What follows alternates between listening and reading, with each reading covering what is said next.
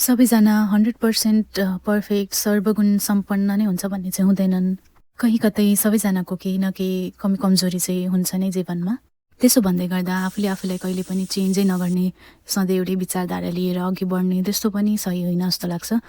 हरेक कुरा चाहिँ आफूले भोगेर एक्सपिरियन्स गरेर त्यसपछि मात्रै थाहा हुँदो रहेछ। बाहिरबाट यत्तिकै हेरेर कुनै पनि कुरालाई जज गर्नु या मैले चाहिँ यसरी गरिदिन्थेँ, म भइदिएपछि यस्तो गर्थेँ भन्ने त्यस्तो धारणा चाहिँ राख्नु गलत रहेछ। जब एउटा सानो कुकुरको बच्चा ल्याएर पालियो तब थाहा भयो कि उनीहरूको जीवनको महत्त्व होइन, यो स्ट्रिट डग्सहरूले चाहिँ कति भोग्नुपर्छ। त्यसपछि बल्ल चाहिँ अलिकति जनावरहरूप्रति माया बढेर आयो। सानैदेखि एउटा बडी सेमिङको पात्र पनि भएँ, स्किन कलरलाई लिएर होस्, हाइटलाई लिएर होस् या चाहिँ आफ्नो नेचरलाई लिएर होस् होइन। अलिक कम बोल्ने बानीको भएपछि चाहिँ धेरै कुराहरू धेरैजनाबाट सुन्नु पर्दै आएको थियो। यो चाहिँ मैले आफ्नो पर्सनल एक्सपिरियन्सबाट पनि मैले चाहिँ यस्तो भोगेँ, तर मैले यस्तै व्यवहार अरूलाई चाहिँ गर्नु हुँदैन।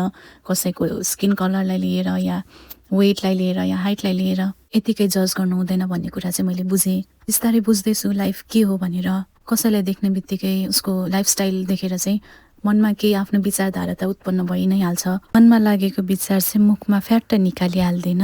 आफूलाई रोकेर सोध्छु कि यो सही हो त कि गलत हो।